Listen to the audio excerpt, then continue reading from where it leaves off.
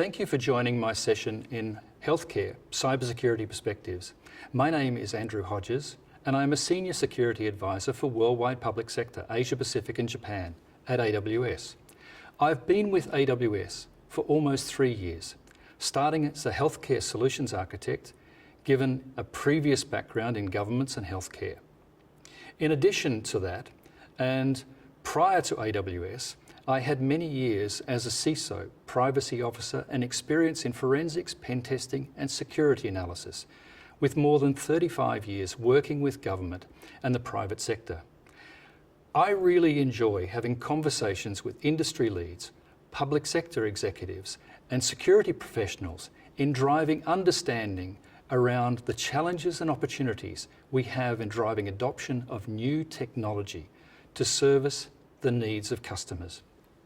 The way I would like to structure this presentation is to lead with some of the conversations I have had with many of my customers, what I hear from them that are blockers for driving adoption, and what we can do if we understand the perceptions and adapt to the differences in thinking. Clearly, I will be driving the benefits of adoption of the cloud, but I want to choreograph this thinking from the perspective that many of these perceptions are myths. And if you understand and yield to the opportunity of innovation, in healthcare particularly, there are technology drivers that clearly benefit patient outcomes, especially if we can reduce some of the inherent blockers. I would like to work with you in this journey by showing you some of our healthcare and life sciences customers that have adapted their thinking, adopted new technologies, and significantly advanced their business outcomes. The challenge then is, how can you do this? When I talk to CISOs, these are some of the most common initiatives based on direct engagements with them and their staff.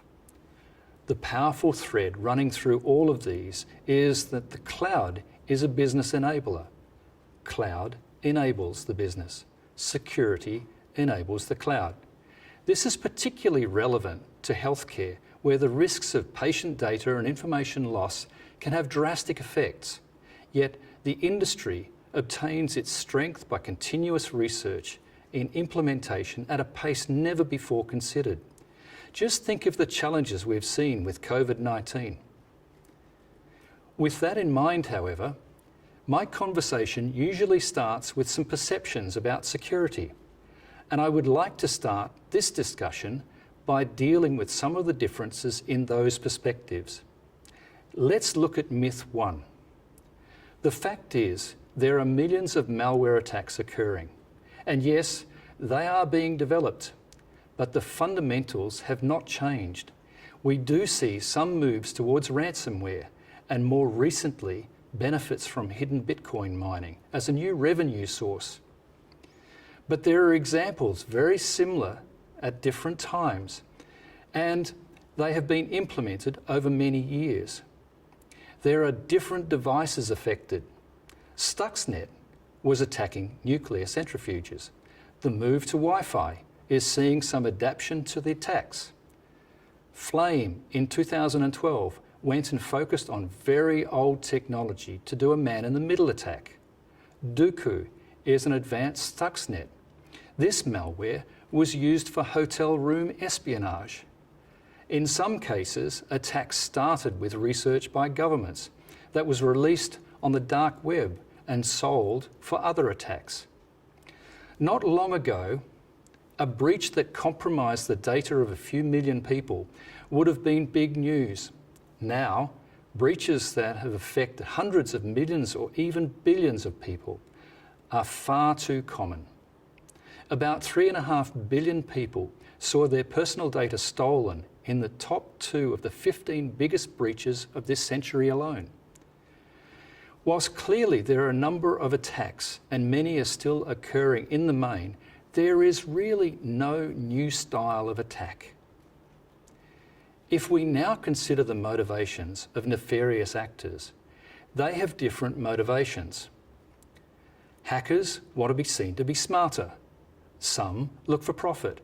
Consider that in some cases, the focus is changing from ransomware, which still yields revenue, to those that adopt Bitcoin mining.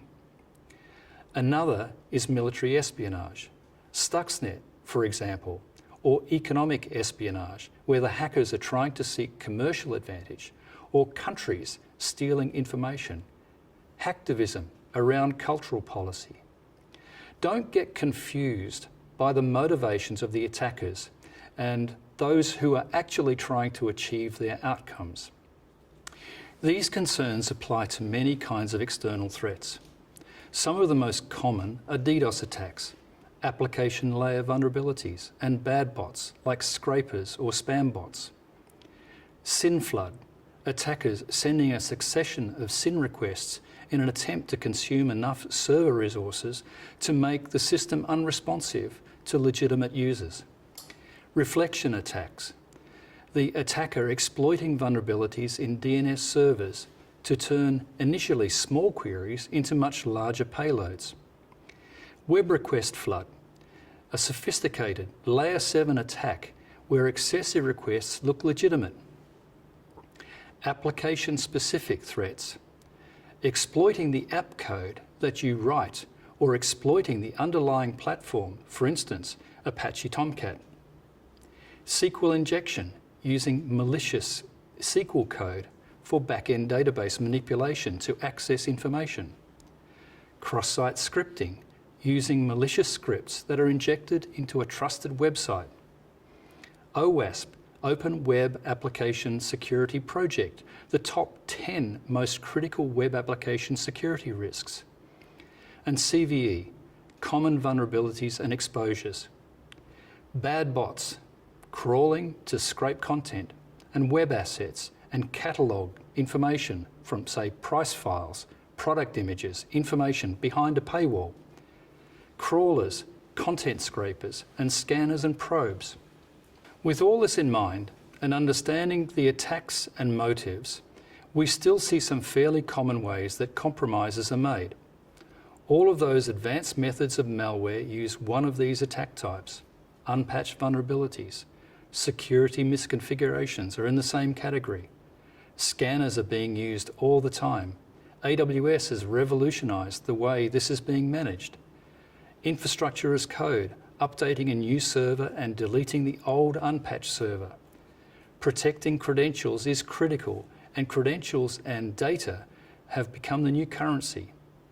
This is why they are being sold on the dark web. Using MFA and other tools, including single sign-on, need to be the default, and strong authentication should be considered. Some of the largest attacks are through social engineering. I am sure many of you have seen the Nigerian email scams, but they are continuously being adapted. My point is that many of the same challenges are without major changes. Myth 2. Well, this is very common, but we are seeing many organisations responding to the challenges of COVID-19 and the need to have remote employees, which is increasing the challenge of this. Let's look at the differences that I'm sure many of you have been considering. Firstly, we'll start with an on-premise environment. The scope starts with a physical environment that you create and run. Periodic checks, sometimes manual, are again managed by you. Governance is often manual, using separate tools and teams. Think configuration management, change management, vulnerability management, etc. From a security controls implementation standpoint, it tends to focus on monitoring and reactive controls. On AWS, you start with a base of accredited services. Continuous monitoring and automation are the norm. Governance processes and tools are fully integrated. Due to the level of automation, integration, and because of the set of tools provided by AWS, you can really focus on prevention or even auto-healing. From an AWS perspective, we have built infrastructure. It starts with a central control plane, being API-driven. To access this control plane, you are using a set of APIs which are authenticated and monitored significantly reducing the risk. This is a game changer. Automation is now how you create a response, all in near real time. We really believe in automation driving significant benefits. We provide infrastructure as code, configuration as code, policy as code. Have a look at the use of code in a programming language as part of compliance. It speeds up the development and release. If you have a hacker exploiting a server, it may be short-lived as part of your deployment process. From a forensics perspective, you can petition your infrastructure. We are using AI and ML to manage and remediate the challenges. You cannot easily do this in an on-premise environment where you have to change your infrastructure. So, thinking back to some of my previous slides and considering the common attacks that occur to the above, ask yourself the question, does physical location mitigate these? Myth 3. Certainly in governments, this is a common perspective, though it often starts with a conversation around data sovereignty, but ends up being more of a discussion around data residency. Let's look at this. So again, consider some of the points I've been making. Given that most of the threats are exploited remotely and many of the issues generally surface around human error, whether that has been driven by social engineering or human error, the fact is we all make mistakes. It's incumbent upon us as IT professionals to consider ways to mitigate this, often through guardrails and automation. Location of data is irrelevant. You will be prone to human impact. I'm often asked about how AWS conforms to Zero Trust. Whilst Zero Trust is a method of identifying guardrails, it's actually been architectural principles that we, AWS, have adopted from day one, and ensuring that we provide the best security for our customers. Data residency does not mitigate any of these attacks. Then there is a concern, particularly in healthcare, that data leakage can mean patient data is exposed. Again, it can come down to guardrails that we can put in place to support data that is fundamental to the solutions we offer. We recommend our customers encrypt their data, which clearly reduces its attraction to nefarious actors. The very way the data is processed, in some cases, with the solutions above, is to change the data itself, or only to use specific and highly secure hypervisors, such as AWS Nitro or Nitro enclaves, which can process very sensitive information and reduce the security risk. Well, I've been talking a lot about some of the security challenges, but I really do feel that we can offer significant creativity and innovation. It's driven by the resourcefulness of the cloud infrastructure and the removal of some of the barriers I have mentioned. But let's now change the discussion. And through this next section, I want to demonstrate how healthcare customers who are driving their digital transformation agenda have applied the benefits of the cloud innovation. Firstly, though, I need to give you some context on how we work with our healthcare industry. Firstly, customer obsession remains the focus on how we work with organisations across the spectrum of care. 2, from healthcare providers focused at the point of care to healthcare ministries that create healthcare policies that impact populations. AWS provides the technology foundations to drive agility, security, and innovation. And 3, our focus on technology solutions allows customers to worry less about the undifferentiated value of the commodity IT and focus more on their patients.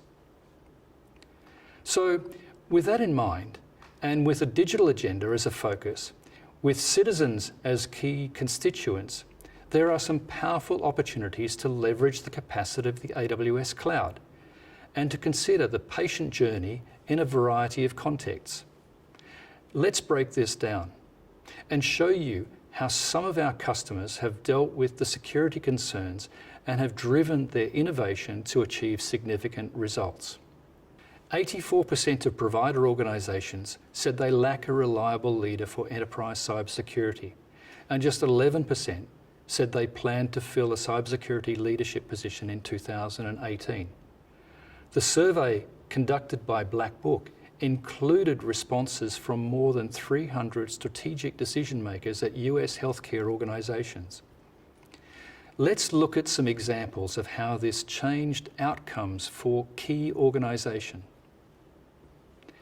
NHS Digital maintains and develops the mission-critical IT infrastructure that underpins the NHS and social care.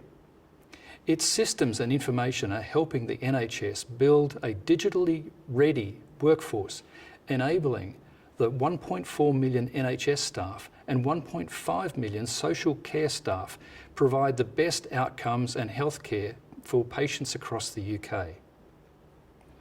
VMware Cloud on AWS provides a hybrid cloud that extends consistent infrastructure and operations across NHS Digital's on-premise data centres, and the AWS Cloud for VMware-based workloads. NHS Digital has already started migrating workloads to VMware Cloud on AWS, and representatives of NHS Digital say the process is fast and easy. Applications require no re-architecting. Existing policies and IP addresses are maintained, and IT can manage the cloud resource with existing skill sets. When in the cloud, NHS Digital can take advantage of cost savings and combine innovative native AWS services with its VMware-based workloads. Change healthcare. Interoperability is the ability of different information systems, devices or applications to connect in a coordinated manner within and across organisational boundaries to access, exchange and cooperatively use data amongst stakeholders, with the goal of optimising the health of individuals and populations. Fundamentally patient-focused, the initiative is designed to enhance patients' access to their medical records and support clinical decisions that influence medical outcomes. By eliminating cost-prohibitive barriers that have hampered open interoperability, it will help accelerate healthcare data interoperability and reduce providers' burden by reducing time and effort needed to track down patients' medical records from various silos across healthcare delivery systems. Whether it is precision medicine analysis, or MRIs, or X-rays, or just simply improving the patient experience with speech services, AI and ML is driving many innovations, but again, often easier in AWS due to the rich set of services and the rapid ability to implement. The first example is Beth Israel Deaconess Medical Centre, or BIDMC. It started with a BIDMC research project that used machine learning to optimise the schedules of its 41 operating rooms and align those schedules to improve patient flow in the inpatient setting. Another project has leveraged machine learning to improve operational flow within operating rooms. Now, incoming pre-surgical document packages will be scanned as images and processed with TensorFlow on Amazon SageMaker, hosted in BIDMC's secure AWS cloud.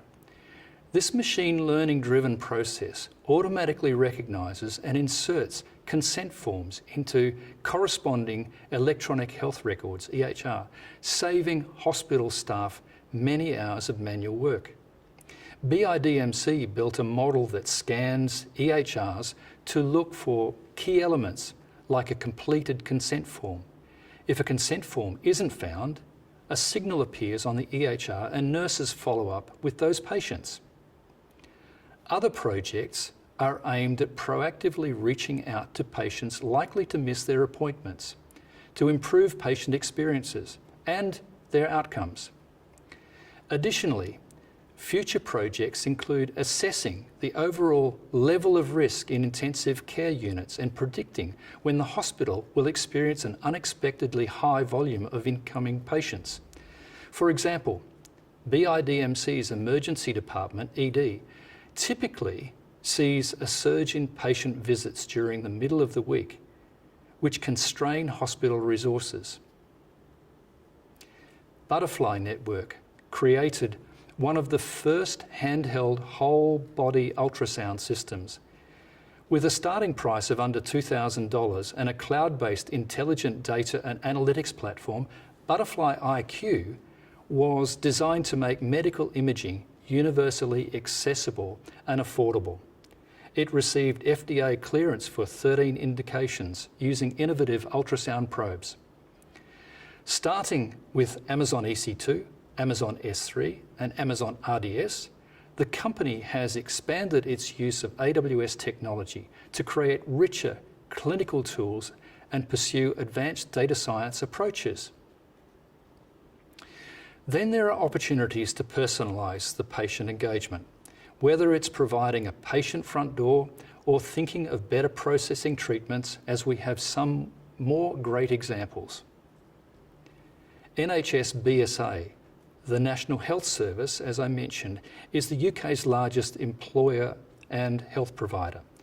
NHS Business Services Authority, a special health authority and an arm's length body of the Department of Health and Social Care, provides a range of critical central services to NHS organisations, NHS contractors, patients and the public. As such, NHS BSA 450 call centres staff handle around 5 million calls per year, dealing with a range of routine requests for information for the European Health Insurance Card, EHIC, and response times were really lagging.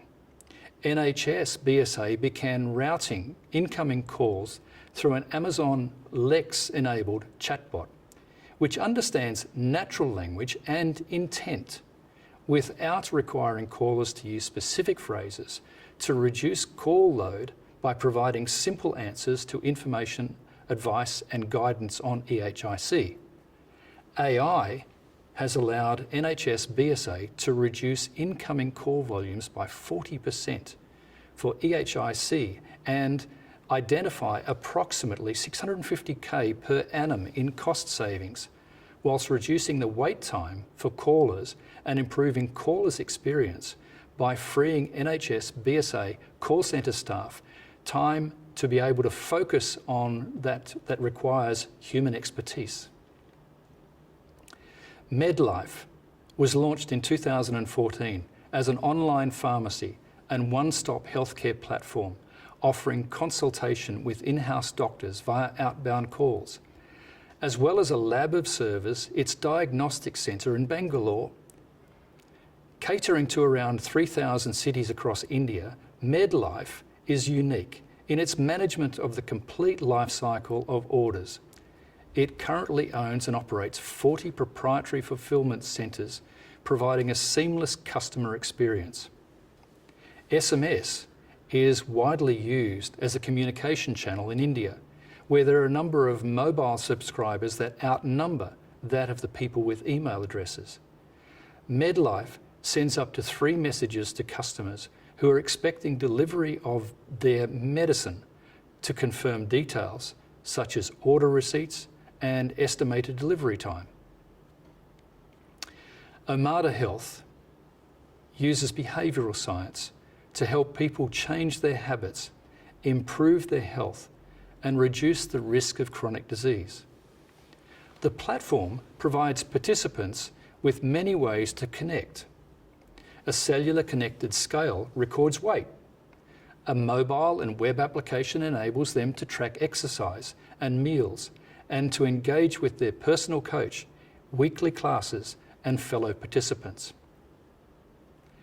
AWS has a commitment to create enterprise-level solutions for healthcare customers that can help you to transform your operations at each point in the value chain. We look forward to being your trusted partner to help accelerate transformation, to unlock insights, to enable data-driven, digitally enhanced healthcare. And we have managed to show you just as a small set of examples that will help to relate to the digital transformation journey. The challenge is, how do we easily overcome the perceptions of security? How do we utilise the rich set of services that can deliver the results for your organisation and achieve the outcomes with an intense pace of innovation and a desire to mitigate risk? You are not alone. As a security professional, you will no doubt be looking at how the areas of concern can be mitigated and managed in a healthcare deployment. Part of the large palette of services that we offer that is driving the innovation of the healthcare customers we have, there is a rich set of guardrails and services that allow you to manage your security and the best practices and services aimed at ensuring you have a higher level of security not normally possible in your own on-premise environment. These are driven by our alignment with the AWS security services through the 5 epics of security well-architected framework, or our best practices through years of understanding customer adoption and sharing the services that support the deployment. The order of epics tells a story. You joined the summit to learn, and you can keep learning beyond the summit with resources from AWS training and certification for security.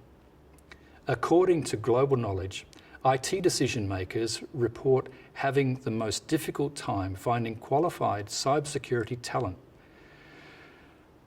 So training has never been more important. We offer more than 25 digital and classroom courses for you and your teams around security, identity, and compliance.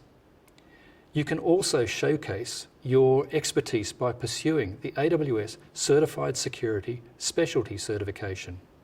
The AWS Cloud is not just another managed service provider. It is built from the ground up to be fundamentally different from a traditional on-premise environment or a managed service provider just offering the equivalent of the cloud.